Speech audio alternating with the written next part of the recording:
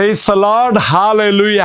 യേശുവിൽ ഏറ്റവും പ്രിയമുള്ള സഹോദരി സഹോദരന്മാരെ, ഈ പ്രഭാതത്തിൽ നല്ലൊരു ദിവസം അച്ഛൻ ആശംസിക്കുകയാണ്.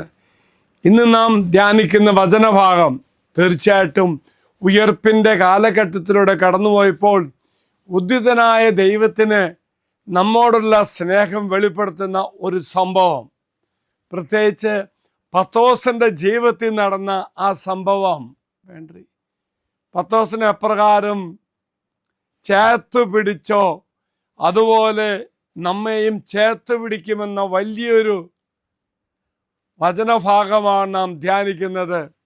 എത്രമാത്രം പാപം ചെയ്തോ തിന്മ ചെയ്തോ നാം കുറ്റബോധത്തിലിരിക്കുമ്പോൾ പത്രോസിനെ പോലെ ആകുമ്പോൾ എപ്രകാരമാണ് പത്രോസിനെ ദൈവം ചേർത്ത് പിടിച്ചത് എന്ന് ധ്യാനിക്കുമ്പോൾ ആ ദൈവത്തിൻ്റെ ഉദ്ധിതനായ കർത്താവിൻ്റെ സ്നേഹം നമുക്കും അനുഭവിക്കാൻ സാധിക്കും.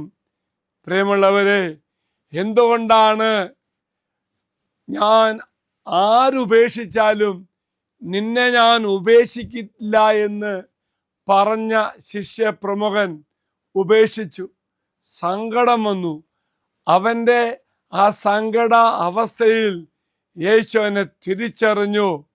അതുകൊണ്ടാണ് ഉദ്ധിതനായ കർത്താവ് ഉദാഹരണ അനുഭവം ആദ്യം പങ്കുവച്ച പ്രിയപ്പെട്ട സഹോദരിമാരോട് പറയുമ്പോൾ പത്രോസിൻ്റെ കാര്യം പ്രാധാന്യം കൊടുത്ത് പറയുന്നുണ്ട്.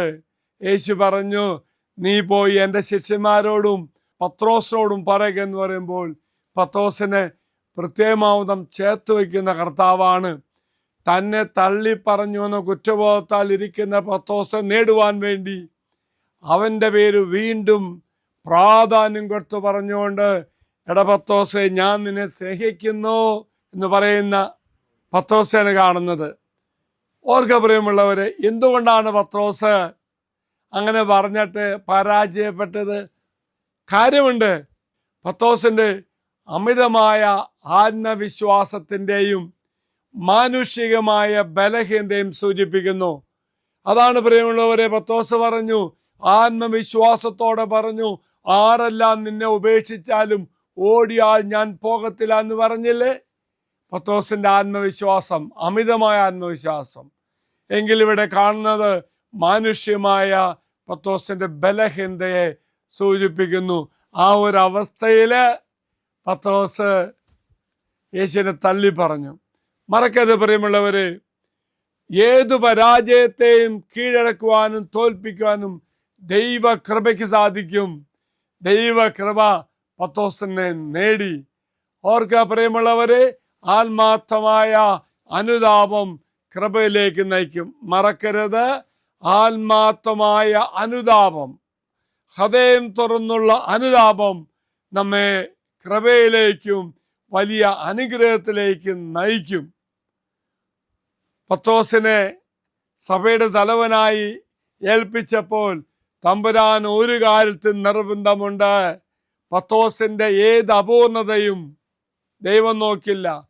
പൂർണ്ണതയ്ക്ക് പകരം കൃപയാൽ സഭയെ കെട്ടിപ്പടുത്തുവാൻ വേണ്ടി പത്രോസിനെ ദൈവം ഏൽപ്പിച്ചു. ഓർക്ക പ്രിയമുള്ളവരെ, നമ്മുടെ ആത്മാർത്ഥ നിറഞ്ഞ ഹൃദയം കാണുന്ന കർത്താവ് നമ്മെ ചേർത്ത് പിടിക്കും, നമ്മളെ അനുഗ്രഹിക്കും. നമ്മുടെ ജീവിതത്തിലെ പരാജയം അവസാന വാക്കല്ല.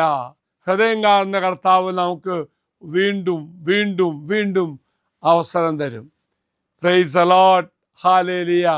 പത്രോസിനെ പോലെ യഥാർത്ഥ അനുതാപത്തോടുകൂടി ദൈവസന്നിധിയിലേക്ക് വരുവാൻ പറ്റാത്ത തരത്തിൽ പോലും കുറ്റബോധവും വേദനയാൽ അവകാശബോധത്താൽ ഞാൻ മാറുമ്പോൾ എന്നെ ചേർത്ത് പിടിക്കുന്ന യേശു പത്രോസിനെ ചേർത്ത് പിടിച്ച പോലെ എന്നെയും ചേർത്ത് പിടിക്കാൻ ആഗ്രഹിക്കുന്ന ഒരു കർത്താവാണ് ഉദ്ധിതനായ കർത്താവ്.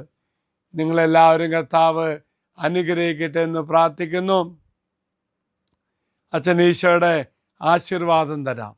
നമ്മുടെ കർത്താവായ ഈശോയുടെ കൃപയും പിതാവായ ദൈവത്തിൻ്റെ സ്നേഹവും പരിശുദ്ധാത്മാവിൻ്റെ സഹവാസവും നാം എല്ലാവരോടും കൂടെ ഉണ്ടായിരിക്കട്ടെ, ഇപ്പോഴും എപ്പോഴും എന്നേക്കും. ആമേൻ. ഒരു നല്ല ദിവസം അച്ഛൻ ആശംസിക്കുന്നു. എല്ലാവരെയും കർത്താവ് അനുഗ്രഹിക്കട്ടെ. Praise the Lord.